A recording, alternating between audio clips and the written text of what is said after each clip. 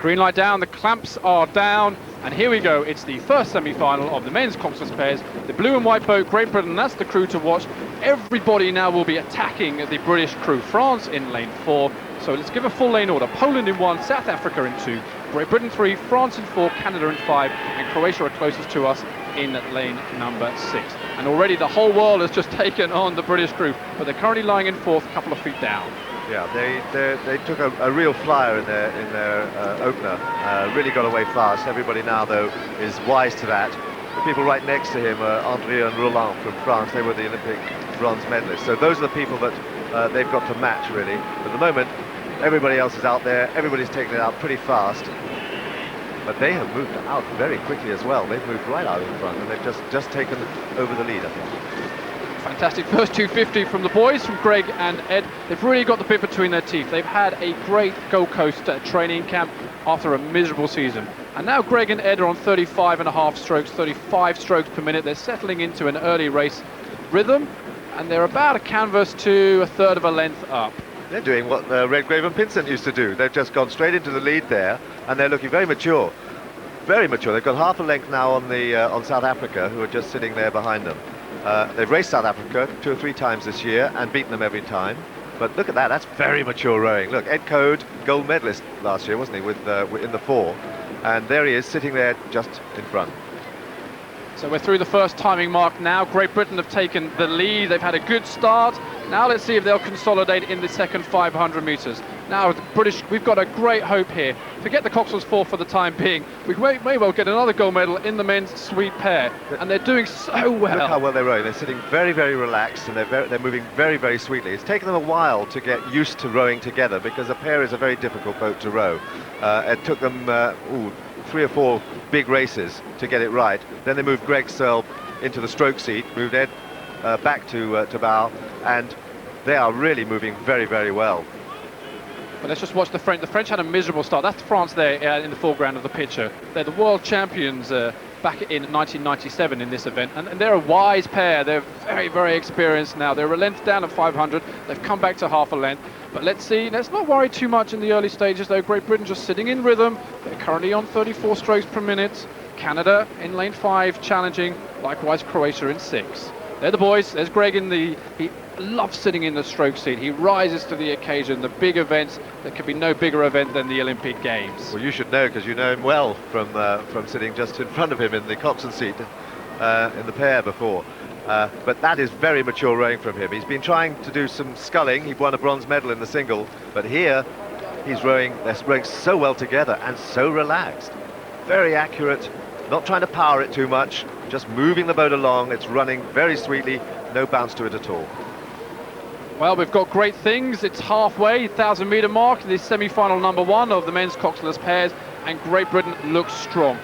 And they're in first place. They're leading the French. Canada in 3rd. It's 3 to go through to the final, and Great Britain looking strong. Now let's see if they'll do anything here around the 1,100-metre mark. They've pushed out. They just paddled out to the 1,000.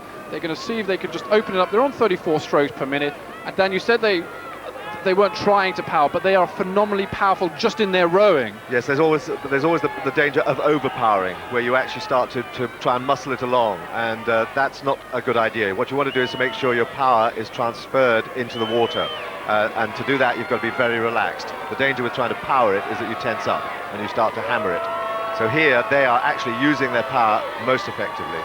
It's always an impressive sight when we see a British boat out front. Look at that, Britain out front through 1250 metres. There's 750 to go. They've got clear water, and the boys can look back. And Greg loves sitting in the stroke seat, looking back at the world, and he's doing that now in fine form. They're still on 34 strokes per minute. We haven't seen any fireworks. Perhaps we'll wait for the final to see that. We're going to compare the times now between this heat and the next semi-final. But Great Britain are looking fantastic. It's fantastic. They're worthy inheritors of the Redgrave Pinsent pair, aren't they? I mean, they're just out there doing the business. 2 very strong, good athletes, but the beauty is that they are rowing it so well. I mean, dare I say it, they've got the bit between their teeth. Ed didn't get into the 4 this year. Very, very disappointed. And Greg sitting outside watching the 4 doing so well, and he wants to be up there with them. 500 metres then remain in this first semi-final of the coxless pair, and Great Britain have not disappointed. Yet again here at Penrith Lakes, Great Britain are looking strong. France now pushing on into second place, and this is Canada in lane 5, but there can be nobody but Great Britain out in front. No one's getting close to them.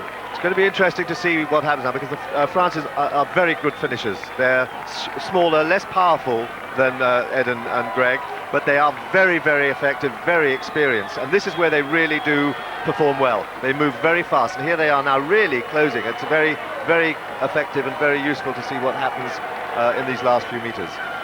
300 metres now remain, so Great Britain have to be aware the French are coming on. They're attacking, they're strong. Look at the Great Britain boat just to the right, out of your picture there, rating slightly lower than the French. Now, they're obviously aware of the French coming back, and now the British, they've got 250 metres to go. Now the British respond, and it really is between Great Britain and France as we come up to the line. The French crew are on an amazing 42 strokes per minute. There's the challenge. Here come the French. Now Great Britain, now Greg. You have to move. It's all about lanes in the final. The French have had a phenomenal push now. They're still high. They're up on 42 strokes per minute. We've got 100 metres remaining. 40 for the Great Britain boat. Have they got enough? Have they done enough to hold on? It's looking like Great Britain and France just on the line. We've got 50 metres, it's coming up, it's going to be a blanket finish now. Great Britain are just a foot behind at this point, and the French on the line. France strong just from Great Britain, and the French have surprised us all here at Lake Penrith. But Great Britain really, they only pushed it in the last 250 metres. Dan, they looked as though they were just sitting comfortably and letting the French come up, and you can't do that with France. No, France are such strong finishers, but for Greg and Ed, that was a very, very good lesson for them to see how they transfer to a higher rate their power and the way that they move. So on the replay there, look how close it was. They're ahead there, and we're coming up, and they're ahead there, and they're coming up, and it's just on the line. It's just whoever's taken the last stroke, and it went to France, and it was 0.818 of a second. And that's how close it is, and that's the sort of competition, the standard of competition here in the men's coxless pairs.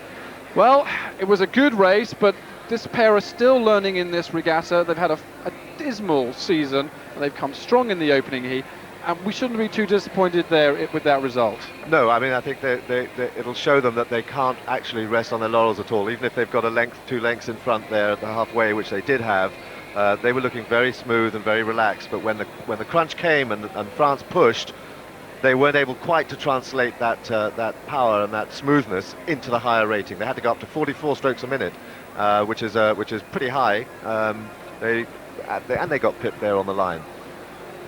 France there, it was a photo finish. It's actually a photo finish for 3rd and 4th, so that's what we're waiting here for confirmation there, but we're not worried about 3rd and 4th, we're worried about the first 2 boats and the experienced French crew, the world champions back in '97. They were the silver medal crew last year at the World Championships, and there, I think it's confirmation there that